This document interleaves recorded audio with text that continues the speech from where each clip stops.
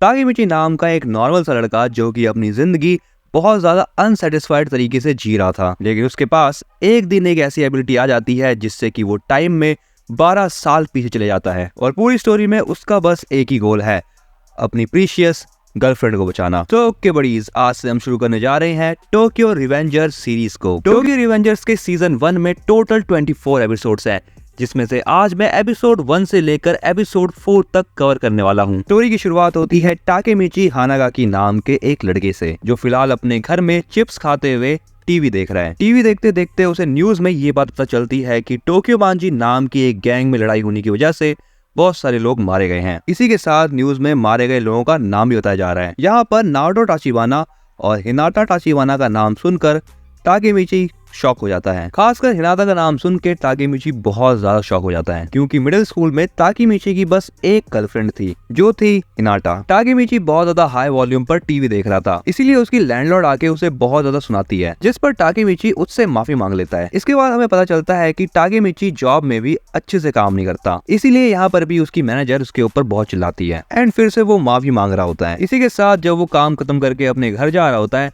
तब रास्ते में कुछ छोटे बच्चे उसको बुली करते हैं। मतलब देख रहे हो ना इस लड़के की लाइफ कैसी चल रही है। खैर, इसके बाद हमें दिखाया जाता है कि एक दिन ताकेमिची मेट्रो स्टेशन पर खड़ा है। ट्रेन का वेट करते करते ताकेमिची यहाँ पर ये सोचता है कि यार वो क्या जिंदगी जी रहा है। मतलब सबसे तो वो माफी मांगता रहता है और सब उसको सुनाते रहते हैं। यहाँ पर वो ये सारी की सारी बातें सोच रहा होता है कि तभी उसको पीछे से कोई धक्का दे देता है, जिसकी वजह से वो ट्रैक पर गिर जाता है और तभी वहाँ पर ट्रेन भी आ जाती है। अब यहाँ पर अपने फाइनल टाइम में ताकेमिची अपनी पूरी जिंदगी को याद कर रहा है। इसके बाद वो अपनी गर्लफ्रेंड को भी याद करता है, जिसके बाद उसकी आंखें बंद हो जाती है। इसके बाद जैसे ही उसकी आंखें खुलती है, वो ये पाता है कि वो ट्रेन के अंदर है और उसके मिडिल स्कूल के दोस्त उसे ट्रेन से उतरने के लिए कह रहे हैं। इसके बाद वो ट्रेन से उतरने के बाद जैसे ही आगे बढ़ता है अपने दोस्तों के साथ, उसे एक मिरर दिखता है एंड मिरर में अपना चेहरा देखने के बाद ताकेमिची बहुत शॉक हो जाता है। उसे याद आता है कि अपने मिडिल स्कूल में ताकेमिची ऐसे ही घूमा करता था, यानी एक गुंडे की तरह बनकर। इसके बाद जैसे ही ताकेमिची अपना फोन चेक करता है, तो वो पाता है कि अभी 4 जुलाई 2005 चल रहा है, यानी कि वो प्रेजेंट समय से 12 साल पीछे आ चुका है। बट उसको यहाँ पर ऐसा लग रहा है कि वो आफ्टर लाइफ में है और उसे यहाँ पर इस बात का भरोसा बिल्कुल भी नहीं हो रहा कि वो समय में 12 साल पीछे आ चुका है। अगले सीन में ताकेमिची एक कैफे के अंदर है। ताकेमिची के दोस्त उससे ये कहते हैं कि यार अब कितना मजा आएगा, तुम्हारा cousin Masaru Shibuya 3rd middle school का गैंग लीडर है, क्योंकि जब हमें 3rd ईयर वाले परेशान करेंगे तब हम तुम्हारे भाई को बुला लेंगे, जिससे कि हमें बहुत ज्यादा सपोर्ट भी मिलेगा। अब अपने दोस्तों की बात सुनकर यहाँ पे ताकेमिची बहुत ज्यादा कंफ्यूज्ड है, क्योंकि यहाँ पे प्रेजेंट वाला जो ताकेमिची है उसको ये बात पता होती है कि उसका कजिन कोई भी गैंग लीडर नहीं है, लेकिन वो ये बात अपने दोस्तों को नहीं बताता है, क्योंकि ताकेमिची के दोस्त आज शिबुया 3rd के 2nd ईयर वाले बच्चों से लड़ने वाले हैं। क्योंकि वो यहाँ पर बहुत ज्यादा कॉन्फिडेंट है कि अगर कुछ भी पंगा हुआ तो ताकेमिची का कजिन उनको आके बचा लेगा। सिंपल सी बात बड़ीज यहाँ पर यह है कि ताकेमिची भले ही पास्ट में आ रखा है, लेकिन उसके पास मेमोरी प्रेजेंट वाली है, यानी कि उसको सब कुछ पता है कि उसके साथ पास्ट में क्या क्या हुआ था। एनीवेज, अब स्टोरी में वापस चलते हैं। यहाँ पर ताकेमिची और उसके दोस्त शिबुया आ चुके हैं एंड वो यहाँ पर आके सभी बच्चों से ये पूछ रहे हैं कि ये 2nd ईयर वाले बच्चे कहाँ हैं। अपने दोस्तों को ऐसी हरकतें करता हुआ देखकर ताकेमिची बहुत डर जाता है, क्योंकि प्रेजेंट में ताकेमिची ने ये सारे काम करना छोड़ दिया है और वो अभी एक नॉर्मल लाइफ जी रहा है। एनीवेज, यहाँ पर ताकेमिची के फ्रेंड्स को 2nd ईयर वाले तो नहीं मिलते, लेकिन 3rd ईयर वाले मिल जाते हैं। 3rd ईयर वाले बच्चों का गैंग लीडर होता है मासाटाका। मासाटाका ताकेमिची के दोस्तों से पूछता है, ओए तुम्हें 2nd ईयर वालों से क्या चाहिए। यहाँ पर इस चश्मे वाले बंदे का नाम है यामागिशी। यामागिशी उससे कहता है, हमने तुम्हारे लीडर से बात कर लिया, यानी मासारू से, इसीलिए तुम टेंशन मत लो, अपने काम से काम रखो। यामागिशी की बात सुन के यहाँ पे 3rd ईयर वाले हंसने लग जाते हैं। उन्हीं बच्चों में से एक बच्चा कहता है, ओए मासारू, ये क्या कह रहे हैं पिद्दे लोग, तुम लीडर हो इस ग्रुप के। इस पर मासारू बहुत डर के कहता है, हाँ मैंने भी सुना कि ये लोग क्या कह रहे हैं। इस पर वो लड़का कहता है, अच्छा तो तूने सुना, अब अगर तूने सुन लिया है तो जाके ड्रिंक्स लेकर आ हमारे लिए। तो हमें यहाँ पर इससे ये बात पता चलती है कि मासारू गैंग का लीडर नहीं है, वो ताकेमिची को बेवकूफ बना रहा था और उस समय पर ताकेमिची बेवकूफ बन भी गया था। मासारू के वहां से जाने के बाद 3rd ईयर वाले इन सभी को बहुत मारते हैं, मतलब सूद देते हैं। मतलब ऐसा समझो कि इनकी पिटाई शुरू होती है दोपहर के 2 बजे और खत्म होती है शाम के 5-6 बजे। अब ताकेमिची को तो ये बात पहले से ही पता थी कि मासारू जो है वो गैंग लीडर है ही नहीं, इसीलिए वो मार खाने के लिए पहले से ही तैयार था। जब 3rd ईयर वाले इन लोगों की पिटाई करके वहां से जाने लगते हैं, तब मासाटाका उनसे कहता है, आज से तुम टोक्यो मांजी गैंग के मेंबर्स हो। पिटाई खाने के बाद ताकेमिची को यहाँ पर ये बात याद आती है कि कुछ ऐसा ही सीन था जिससे कि वो टोक्यो मांजी गैंग का नौकर बना और यहाँ तक कि उसने ग्रेजुएशन के बाद टाउन को भी छोड़ दिया। एनीवेज, इसके बाद जैसे ये लोग घर जा रहे होते हैं तभी रास्ते में टाकेमिची को अपनी गर्लफ्रेंड हिनाता की याद आती है, जिसके बाद वो हिनाता के घर उससे मिलने को चले जाता है। अब जैसे ही वो हिनाता के घर पहुंचता है, हिनाता गेट खोल के उससे कहती है, आज तुम फिर पिट के आए हो। यहाँ पर वो हिनाता को देखकर बहुत खुश हो जाता है, इसी के साथ रोने भी लगता है क्योंकि प्रेजेंट में उसको हिनाता की शक्ल तक याद नहीं थी। जिसके बाद वो हिनाता को देखकर वहां से चले जाता है। जिसके बाद वो एक गार्डन में बैठा होता है और गार्डन में बैठे बैठे वो देखता है कि एक बच्चे को बहुत सारे बच्चे बुली कर रहे हैं। ये चीज देखते हुए ताकेमिची उन बुली बच्चों को मार के भगा देता है। ऑब्वियसली वो बच्चे छोटे थे इसलिए वो मार के भगा पाया उनको। इसके बाद जिस बच्चे की बुली हो रही थी वो बच्चा ताकेमिची को अपना नाम बताता है और उस बच्चे का नाम होता है नाओटो टाचिबाना। नाओटो का नाम सुनने के बाद टाकेमिची उससे पूछता है, क्या तुम हिनाटा के भाई हो? जिस पर वो बच्चा कहता है हाँ। इसके बाद टाकेमिची और नाओटो बैठ के बातें करने लगते हैं, जहाँ पे टाकेमिची उसको बताता है कि तुम्हारी बहन मेरी गर्लफ्रेंड है। इसी के साथ टाकेमिची नाओटो से कहता है, अपनी बहन का ख्याल रखा करो क्योंकि आज से 12 साल बाद तुम और तुम्हारी बहन दोनों मारे जाओगे। इंटरेस्टिंग बात यह है कि नाओटो टाकेमिची के बात पर भरोसा भी कर लेता है। ज्यादा टाकेमिची नाओटो से हाथ मिलाता है और जैसे ही टाकेमिची नाओटो से हाथ मिलाता है वो ये देखता है कि वो प्रेजेंट में आ चुका है। टाकेमिची फिलहाल प्रेजेंट में एक हॉस्पिटल के अंदर है। इसी के साथ वो जैसे ही कैलेंडर में देखता है तो ये पाता है कि आज है डेट 4 जुलाई 2017 और ठीक इसी दिन 12 साल पहले टाकेमिची इसी डेट पे था और जिस आदमी ने टाकेमिची को बचाया था वो है नाओटो। नाओटो टाकेमिची के पास आके उससे कहता है, तुमने 12 साल पहले वो बात बोल के मेरी जान बचा ली क्योंकि उस टाइम पर तुमने टाइम ट्रेवल किया था। प्रेजेंट में नाओटो एक पुलिस ऑफिसर है। इसी के साथ हमें ये पता चलता है कि नाओटो खुद तो बच गया लेकिन अपनी बहन हिनाता को नहीं बचा पाया। इसी के साथ नाओटो टाकेमिची से ये कहता है कि सिर्फ तुम ही मेरी बहन को बचा सकते हो, वो भी टाइम ट्रेवल के जरिए। ये सुनकर टाकेमिची भी तैयार हो जाता है। इसके बाद नाओटो टाकेमिची को अपने घर ले जाता है और उसको हर एक चीज एक्सप्लेन करता है, जैसे कि जब नाओटो और टाकेमिची आपस में हाथ मिलाएंगे तब ये टाइम ट्रेवल एक्टिवेट हो जाएगा और ऐसा करते ही टाकेमिची प्रेजेंट से 12 साल पीछे चला जाएगा। इसके बाद नाओटो टाकेमिची को ये बताता है कि उसको 12 साल पीछे जाके टोक्योमांजी गैंग के 2 लीडर से मिलना है, जिसमें से एक का नाम है माजिरो सानो जिसे माइकी भी कहते हैं और दूसरे का नाम है किसाकी। नाओटो टाकेमिची को कहता है कि उसको इन दोनों को मिलने से रोकना है क्योंकि इन्हीं दोनों के मिलने से ये गैंग बनी थी एंड जिसकी वजह से 12 साल बाद हिनाटा मारी गई। इसी के साथ नाओटो टाकेमिची को यही बताता है कि टाकेमिची को माइकी या किसाकी इन दोनों में से किसी एक के साथ रहना है। इसी के साथ ये दोनों अगस्त के महीने में मिले थे। अब यहाँ पर ये सारी की सारी बातें नाओटो को इसलिए पता है क्योंकि नाओटो ने बहुत इन्वेस्टिगेशन करी है इस चीज के ऊपर। इसके बाद नाओटो और टाकेमिची आपस में हाथ मिलाते हैं जिससे टाकेमिची फिर से 12 साल पीछे चला जाता है टाइम में। जैसे ही टाकेमिची टाइम में 12 साल पीछे जाता है वो ये देखता है कि वो एक फाइट के बीच में है। एक्चुअली में ये एक फाइटिंग क्लब है और इस क्लब को चलाने वाला है मासाटाका और मासाटाका वही लड़का है जो कि एक गैंग लीडर है जिसने टाकेमिची और उसके फ्रेंड्स को थोड़ी देर पहले बहुत अच्छे से सूता था। एनीवेज, जैसा कि मैंने बताया कि टाकेमिची यहाँ पर एक फाइट के बीच में है और टाकेमिची को कुछ भी समझ नहीं आता कि उसके आसपास चल क्या रहा है। तभी उसका ओपोनेंट उसे घूसा मार के सुला देता है। अब टाकेमिची दोपहर में पिटा था लेकिन उसकी आंखें खुलती है शाम में। जैसे टाकेमिची होश में आता है वो देखता है कि उसके सामने 3rd ईयर के बच्चे खड़े हैं। इन 3rd ईयर के बच्चों ने टाकेमिची के ऊपर पैसे लगा रखे होते हैं, लेकिन जैसे कि हमें पता है कि टाकेमिची पिट के बेहोश हो गया था, इसीलिए 3rd ईयर वाले बच्चे अपने पैसे हार गए और वो टाकेमिची के ऊपर बहुत गुस्सा है। ऑब्वियसली बात है कि वो लोग शर्त में पैसे हार चुके हैं और वो टाकेमिची को भी बहुत सूतते हैं, यहाँ तक कि वो टाकेमिची को ये कह के पीटते हैं कि तू पिटा कैसे। अब यहाँ से जैसे ही मासाटाका गैंग टाकेमिची को पीट के जाने लगती है तभी टाकेमिची उनसे कहता है, तुम टोक्योमांजी गैंग के मेंबर्स हो ना, क्या तुम मुझे माइकी या फिर किसाकी से मिला सकते हो? अब यहाँ पर माइकी का नाम सुनते ही मासाटाका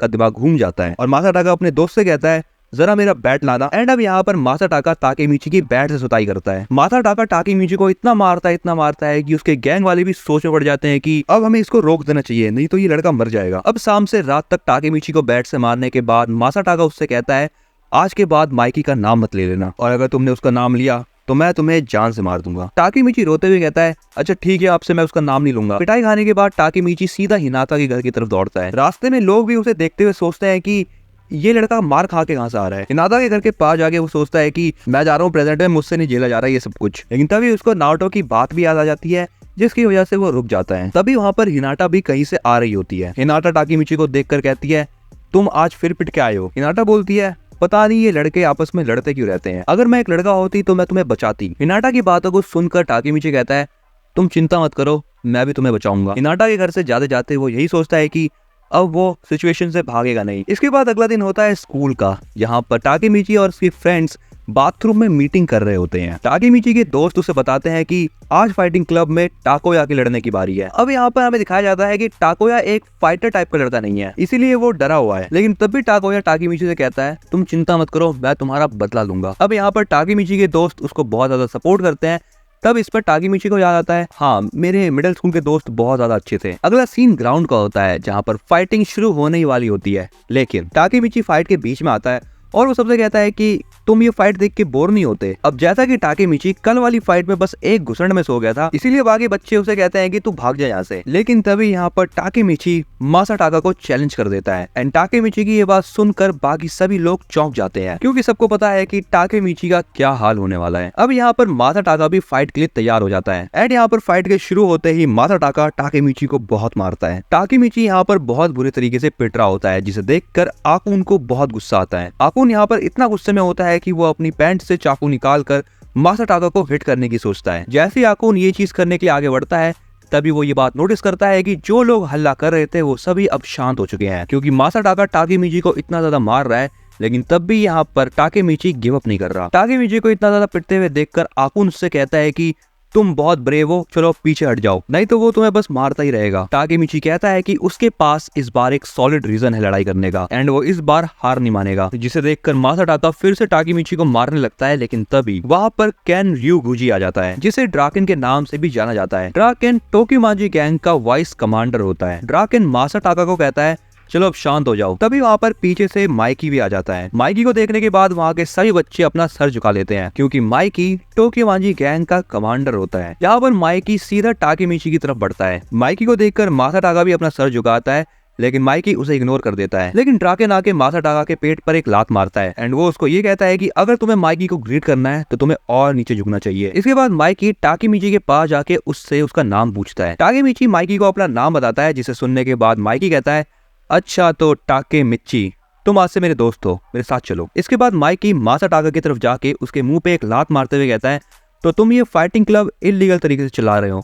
इसे बंद करो फटाफट से, क्योंकि ये सब करने से टोक्योमाजी गैंग का नाम खराब हो रहा है। इसके बाद माइकी मासाटाका को और भी ज्यादा मारता है और मासाटाका की अच्छी से सुताई करने के बाद माइकी वहाँ से चला जाता है। अगला सीन होता है रात का। यहाँ पर टाकीमिची और टाकीमिची के दोस्त बहुत ज्यादा खुश होते हैं, क्योंकि माइकी अब टाकीमिची का दोस्त है। यहाँ पर आकुन टाकीमिची से बात करता है और कहता है तब मेरे दिमाग में ख्याल आया था कि मैं जान से मार दूं उसको। एंड यहाँ पर आकुन मासाटाका की बात कर रहा है, लेकिन टाकीमिची ने वहाँ पे बहुत ज्यादा ब्रेव एक्ट किया, जिसकी वजह से आकुन ने उसको नहीं मारा। इसके बाद अगला सीन होता है सुबह का, जहाँ पे टाकेमिची स्कूल जा रहे हैं और बीच रास्ते में ही उसको हिनाटा भी मिल जाती है। हिनाटा उससे कहती है आज तुम बहुत जल्दी स्कूल जा रहे हो। अब ऐसा इसलिए है क्योंकि जो एक्चुअल टाकेमिची था 12 साल पहले वाला, वो कभी भी टाइम पर स्कूल नहीं जाता था। अगला सीन होता है क्लासरूम का, जहाँ पे टाकेमिची माइकी के बारे में सोच रहा होता है। इसी के साथ वो ये भी सोचता है कि अब उसको क्या करना चाहिए जिससे कि वो हिनाटा को बचा पाए। तभी वहाँ पर बीच क्लास में माइकी आ जाता है। माइकी को ऐसे देखकर टाकेमिची बहुत डर जाता है, लेकिन यहाँ पर माइकी को ना ही क्लास से फर्क पड़ता है और ना ही टीचर से। वो टाकीमिची को कहता है चलो मेरे साथ बाहर घूमने चलते हैं। जैसे टाकीमिची बाहर जाता है तो ये देखता है कि सारे थर्ड ईयर के स्टूडेंट पिट रखे हैं, क्योंकि ड्राकेन ने उन्हें मारा है। इसके बाद ड्राकेन उन सबसे कहता है जल्दी से लाइन में लग जाओ, हम तुम्हारे ऊपर से चल के जाएंगे। इसके बाद जैसे ही ये लोग दूसरे फ्लोर पे जाते हैं, बाकी सभी बच्चे इन्हें देखने लगते हैं, क्योंकि माइकी उधर का बहुत ज्यादा फेमस लड़का था। एंड टाकीमिची को माइकी के साथ घूमता हुआ देखकर बाकी बच्चे शॉक हैं। तभी यहाँ पर हिनाटा भी टाकीमिची को माइकी और केन के साथ देख लेती है। हिनाटा को इनको देखकर ऐसा लगता है कि माइकी और ड्राकेन दोनों के दोनों मिलकर टाकीमिची को परेशान कर रहे हैं, जिसके बाद वो माइकी के पास जाकर माइकी को एक थप्पड़ मार देती है। जिसके बाद यहाँ पर हिनाटा टाकीमिची को वहाँ से ले जाने लगती है, लेकिन हिनाटा खुद भी बहुत ज्यादा डरी हुई थी। तभी ड्राकेन हिनाटा का हाथ पकड़ के कहता है तुम्हें क्या लगता है कि तुम ऐसे ही माइकी को थप्पड़ मारोगी और चली जाओगी? ये देखते हुए टाकीमिची ड्राकेन से कहता है हिनाटा का हाथ छोड़ो। ड्राकेन टाकीमिची से कहता है ये क्या बोल रहा है तू? लेकिन टाकीमिची उससे कहता है मैंने कहा हिनाटा का हाथ छोड़ो। इसके बाद माइकी भी टाकीमिची से कहता है अरे वाह, मुझे लगा कि हम दोनों दोस्त बन चुके हैं। इसके बाद माइकी टाकीमिची को पंच करने के लिए आगे हाथ बढ़ाता है,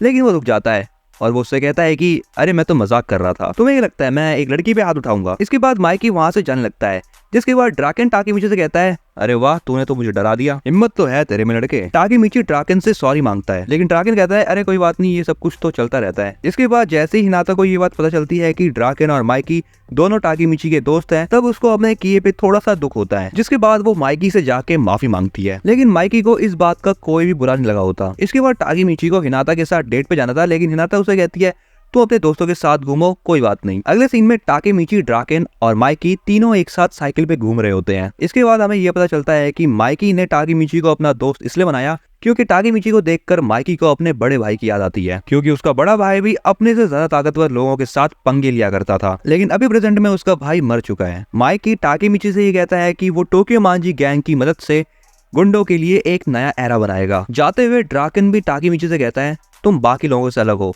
क्योंकि तुम अपनी चीजों के लिए फाइट करना जानते हो। घर जाते हुए टाकेमिची भी ये सोचता है कि माइकी ऐसा बंदा नहीं है जो कि किसी को भी बेमतलब में मार दे, और उसको ये बात समझ नहीं आती कि आखिर टोक्यो मांजी गैंग में हुआ गया था। तभी उसके बगल में से 3 लोग जाते हैं जिनमें से एक किसाकी होता है, लेकिन टाकेमिची उसको पहचान नहीं पाता और वो सोच में पड़ जाता है कि इसको तो मैंने कहीं देखा है लेकिन मुझे याद नहीं आ रहा।